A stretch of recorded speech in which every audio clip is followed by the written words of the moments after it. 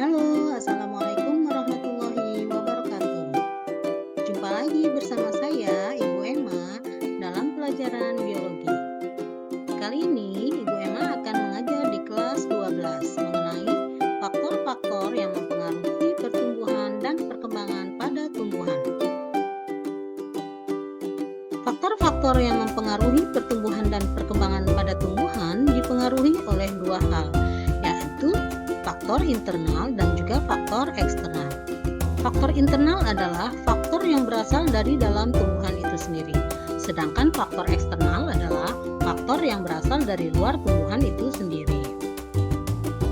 Baik, kita akan membahas faktor-faktor internal dan faktor eksternal. Salah satu faktor internal yang pertama adalah gen. Gen adalah faktor pembawa sifat menurun yang terdapat di dalam sel setiap makhluk hidup. Gen berfungsi mengatur reaksi kimia dalam sel, terutama reaksi sintesis protein dan enzim, sehingga akan mempengaruhi bentuk dan ukuran tumbuhan. Pada tanaman, gen ini akan mempengaruhi bentuk tubuh, warna bunga, dan juga rasa dari buah. Yang kedua dari faktor internal adalah hormon. Hormon merupakan substansi yang sangat aktif di dalam metabolisme. Hormon berfungsi dalam memacu pertumbuhan, pembelahan, dan pemanjangan sel. Pada makhluk hidup, biasanya jumlah hormon ini sedikit. Namun, meskipun jumlahnya sedikit, hormon ini akan memberikan pengaruh yang sangat nyata dalam proses pengaturan dalam tubuh dari tumbuhan sendiri. Selain memacu pertumbuhan, hormon juga dapat menghambat pertumbuhan.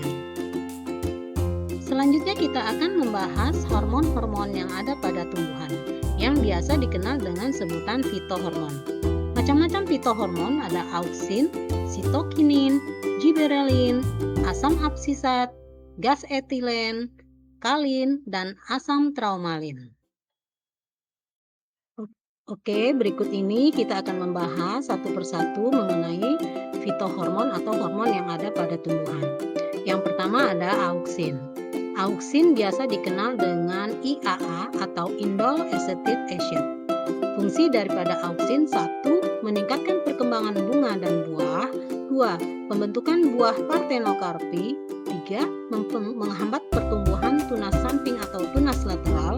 4. Mencegah gugurnya daun. 5. Merangsang perkembangan akar lateral. 6. Merangsang pembelahan sel kambium vaskuler. 7.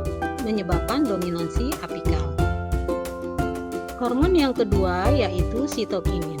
Sitokinin berfungsi 1. Merangsang pembelahan sel. 2. Memperkecil dominansi apikal. 3. Mengatur pembentukan bunga dan buah. 4. Mempercepat pertumbuhan memanjang pada sel. Kemudian 5. Menunda pengguguran daun, bunga, dan buah. Hormon yang ketiga adalah giberelin. Giberelin berfungsi mempengaruhi pemanjangan dan pembelahan sel. Yang kedua, menghambat pembentukan biji. Ketiga, merangsang pembungaan. 4. Menghilangkan dominansi pada biji. 5. Merangsang aktivitas enzim amilase dan proteinase yang berperan dalam perkecambahan. Hormon keempat adalah asam absisat. Fungsi dari asam absisat 1. Menghambat pembelahan dan pemanjangan sel. 2. Menyebabkan dormansi bila lingkungan buruk. 3. Merangsang penutupan stomata pada musim kering. 4. Membantu pengguguran daun pada musim kering. Hormon kelima adalah gas etilen. Fungsi dari gas etilen membantu mempercepat pemasakan buah. Yang keenam, asam traumalin. Fungsinya membantu proses penyembuhan atau penutupan luka. Yang ketujuh ada kalin, yaitu membantu proses pembentukan organ.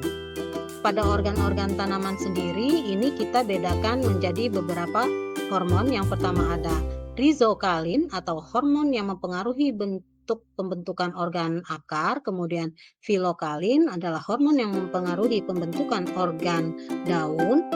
Kaukalin adalah hormon yang membantu dalam proses pembentukan organ batang, dan antokalin adalah hormon kalin yang membantu proses pembentukan bunga.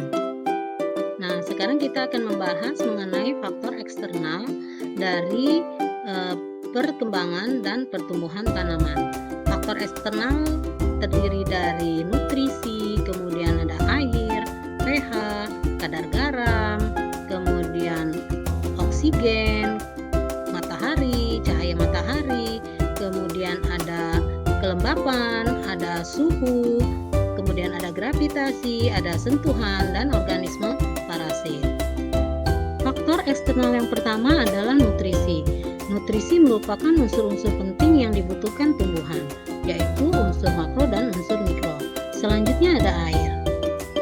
Air pada tumbuhan itu berfungsi sebagai pelarut, kemudian sebagai bahan dasar untuk reaksi biokimia, sebagai medium berlangsungnya metabolisme, berfungsi menjaga tekanan turgor dinding sel agar tidak kekeringan, berperan dalam proses transportasi unsur hara dari dalam tanah ke daun, kemudian berfungsi mengedarkan hasil fotosintesis ke seluruh bagian tumbuhan, dan juga berfungsi membantu proses transpirasi atau penguapan dari fotosintesis.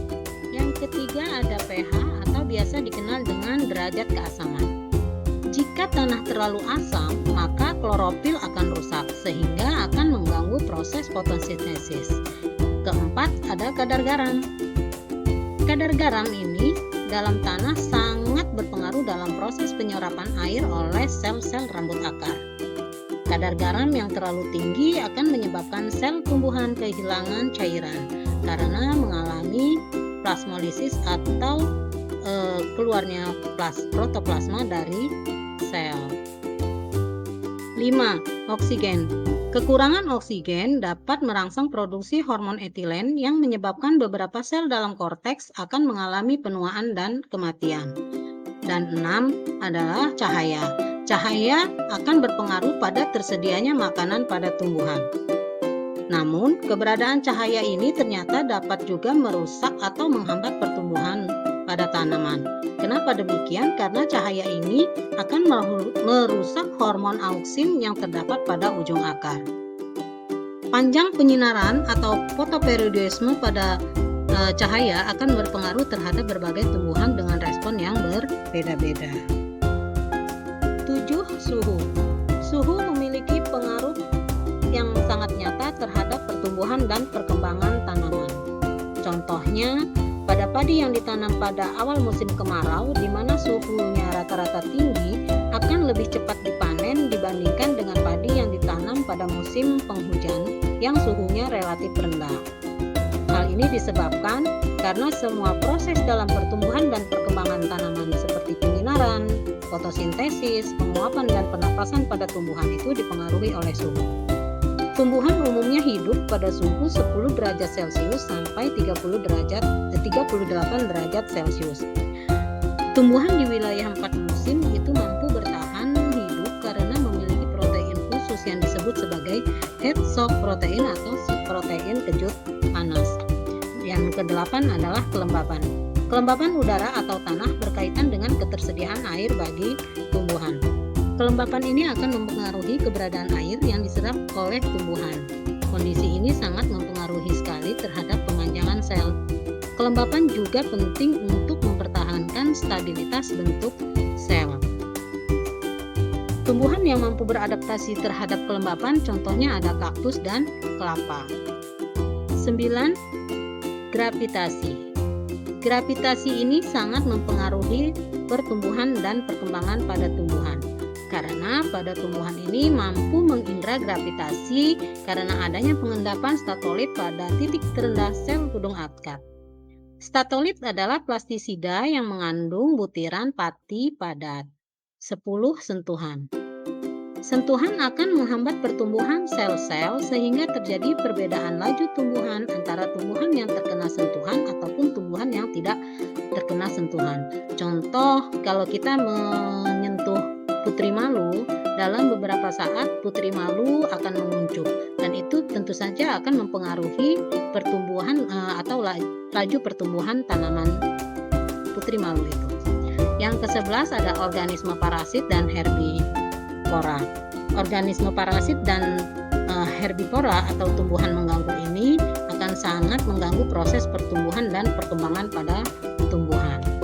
Nah, Itulah dia tadi kita sudah membahas mengenai faktor-faktor yang mempengaruhi pertumbuhan dan perkembangan pada tumbuhan. Oke, terima kasih atas perhatiannya. Kita jumpa di lain waktu.